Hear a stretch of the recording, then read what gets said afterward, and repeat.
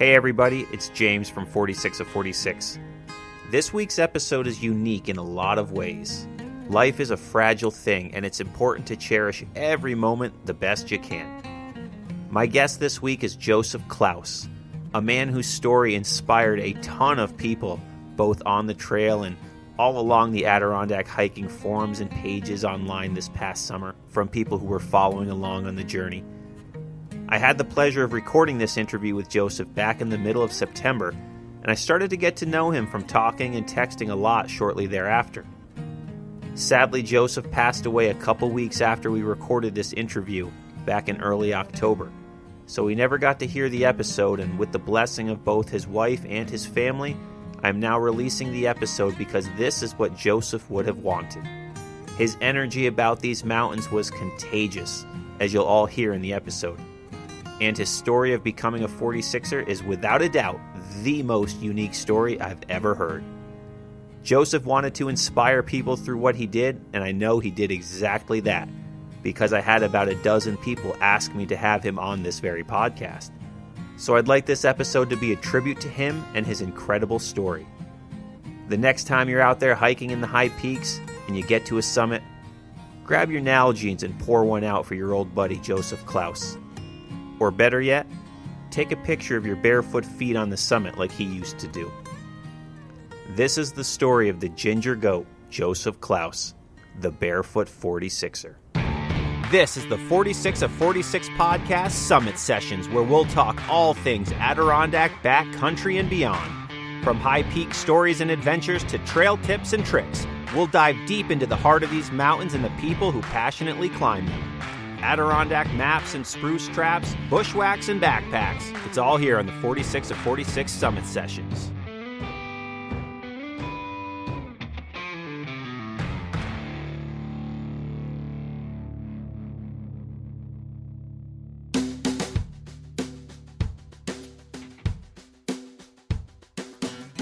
Hello out there and welcome back to another Summit Session conversation here on the 46 of 46 podcast. As anybody who has ever hiked in the high peaks can attest to, whether you've hiked one peak or you're a six-time 46'er, climbing these mountains is a difficult task. Climbing all 46 high peaks in 2 months is even more difficult. But climbing all 46 high peaks in 2 months completely barefoot? Impossible. Nope. Not for Joseph Klaus, it wasn't. My guest this week did exactly that. He hiked all 46 high peaks in just over 2 months, completely barefoot, start to finish. Possibly the most amazing feat I've heard yet. But he is here in the studio with me tonight to tell us all about it. The whys, the hows, the broken toenails, and everything else. It's going to be a fascinating story. Dr. Joseph Klaus, welcome to the 46 of 46 podcast, and thanks for coming on the show. No, thank you for having me. I love what you do. I appreciate that very much. Now, first off, congratulations on becoming a 46'er. That's a big deal. Yep. And I probably had at least half a dozen people reach out to me wanting to hear this story because they heard about it from other people. And, it's obviously a unique situation that we're in here, but I'm excited to hear it, and so are a lot of people, which is awesome. I'm excited to tell it because it's a lifelong dream of mine. Cool. So before we get into the high peaks and hiking barefoot, just give me a little background on yourself. Where'd you grow up? Where you're from? You're wearing a Patriots shirt, I see. Yeah, I had to do that. Okay. that. Well, I'm a Patriots fan by heart, but Tom Brady is my hero too. So I think I kind of get a little bit of what I do from Tom Brady because he kind of puts the doubters aside and does what he wants to do. He certainly does. So how did you get into the outdoors? Where'd you grow up? So I grew up a little outside of Plattsburgh, the Dannemora area, kind of Cadyville. My parents we have a farm there, organic beef farm, and they're both chiropractors as well, which was pretty cool being able to grow up in that lifestyle. And I started hiking.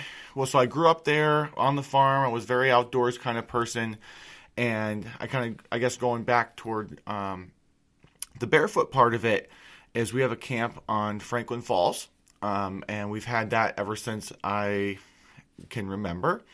And every time I would go there, I knew what I would want to do was leave my shoes in the car, and I wouldn't put them back on until we had to go home. Like, I don't know why it was natural for me, but it just was. So I had that, and then, let's see. So did you grow up hiking in the high peaks a little bit, or hiking in the Adirondacks since you're not very far?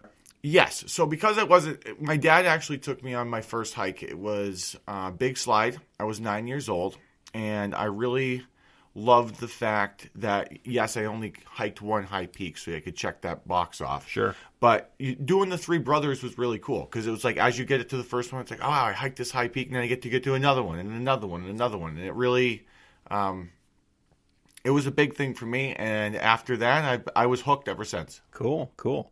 So the obvious question is, what would possess a person to take an already difficult task like hiking the high peaks and make it even more difficult by taking your shoes off and hiking them barefoot?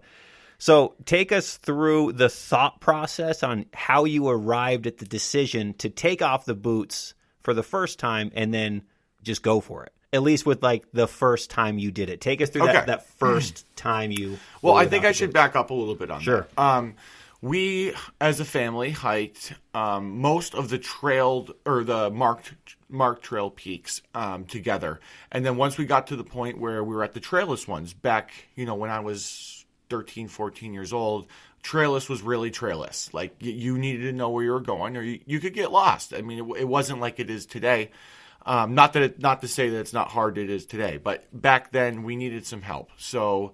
a family friend by the name of Father Philip Allen, he took us kind of under his wing, and at the time he was hiking all of the 46 peaks every year, and he was in his 70s. He has done them 25 times. Actually, last I knew, he had done them all 25 times except Allen. I think he still needed to do Allen again. That's absolutely incredible. Yeah, it really was. It was amazing. And he was an amazing guy. And I really loved when we would go on the hikes. He would tell us stories and like really get us into the Adirondacks.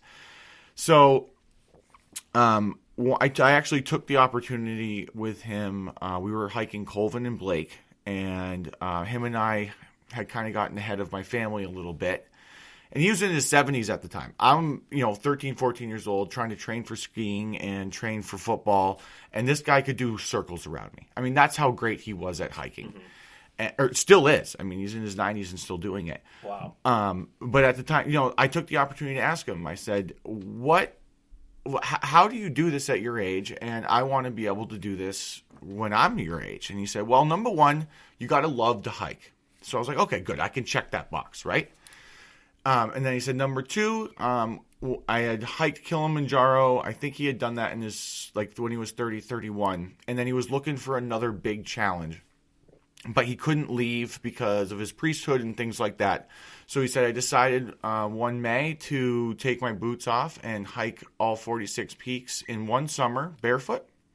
And he said, now when I'm in my 70s, I look at the trail, and if, my knees hurt or the trail gets a little hard, I just look back down at the trail and said, you've done this barefoot, so get going. And at the time I thought, wow, this is an incredible feat, quote unquote, Sure. Trying to make it that way. But going forward, it always was in the back of my mind. It's not necessarily something I ever thought I would do or wanted to do. It just kind of was back there as motivation. And this summer, I remember it was a Wednesday morning. I think it was July 8th.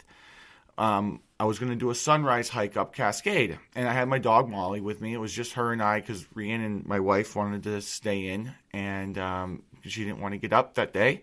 And which was totally fine. It was a perfect day to go up there. But I had put my boots on and everything. But I got to the parking lot, and I don't know what made me do it. But I took my boots off and I put them in my bag. And I said, let's just see how far I go. Which, even if I only get halfway, at least I'll just see how far I go. So I did that. But I put them in my bag and I made it to the top for sunrise. And it was the most beautiful sunrise. And I was like, okay, I can do this. I made it to the top. Now, let's see how far I get down. Because I knew the down was going to be the most difficult thing for me. Just because going down, you're you're going with gravity and you need to fight it because of your feet.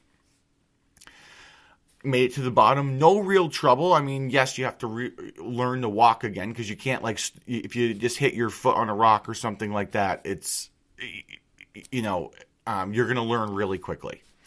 So I got to the bottom and I was like, okay, maybe I can do this. And I didn't have a timeline or anything, but I also was like, if I'm going to do this, I don't want to do it in the normal way that people hike the high peaks. Like naturally, like the next one would be like maybe Big Slide or Rocky Peak Ridge. And I even left Porter there. I didn't do Porter that day just because I knew if I was going to do it, I wanted another trainer. I could just kind of run up Porter and do it.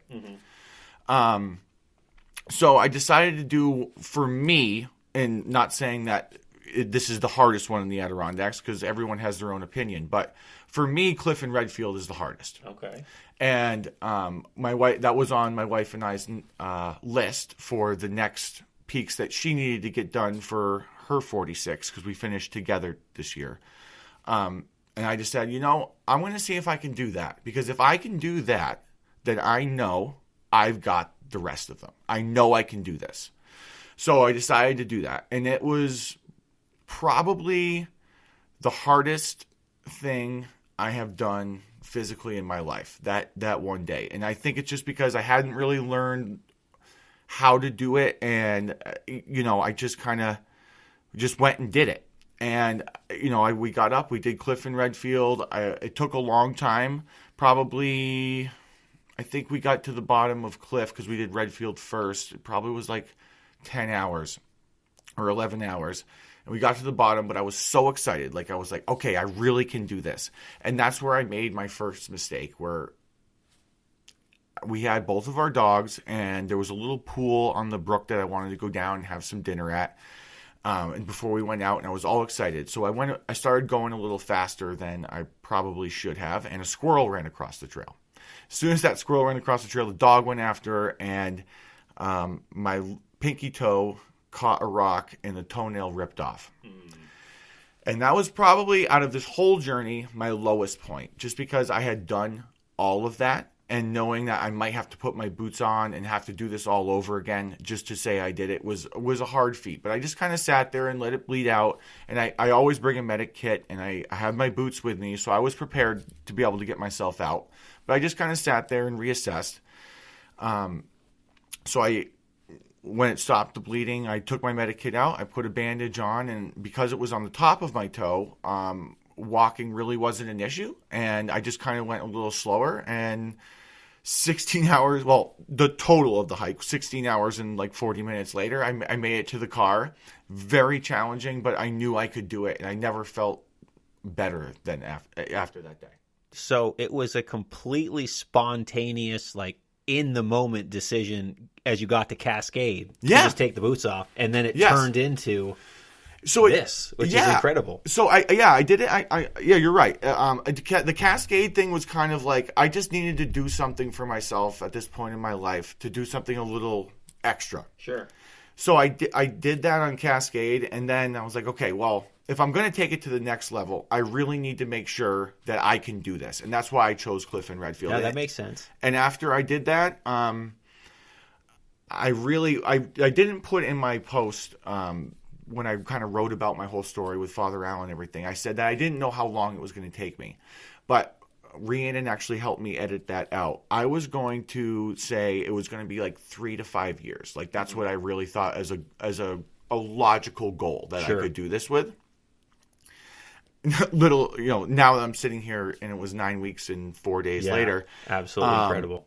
I think it's because of the way that I felt after each hike or during each hike and after. I've never had so much energy. I've never felt so connected with my body, and it was the most amazing experience I could ever imagine. That's incredible. So Father Allen has done it. He has. And that's kind of was part of your inspirations. Have other people done this Yes. Barefoot? I know one specifically. I hope she doesn't mind me mentioning her name, but she owns part owners of Green Goddess, Wendy Kate. Oh, cool. I actually used to work for her ex-husband who was a landscaper. Okay. Coincidentally. So Look at that. Small world. Yeah. Oh, Lake Placid's a small town, but yes. Yes. So I know her. I didn't know she's done that. That's awesome. Yes, Incredible. she has. Yep. She told me about that too, and I thought that was really cool. I don't really know how long she had done it, and it's really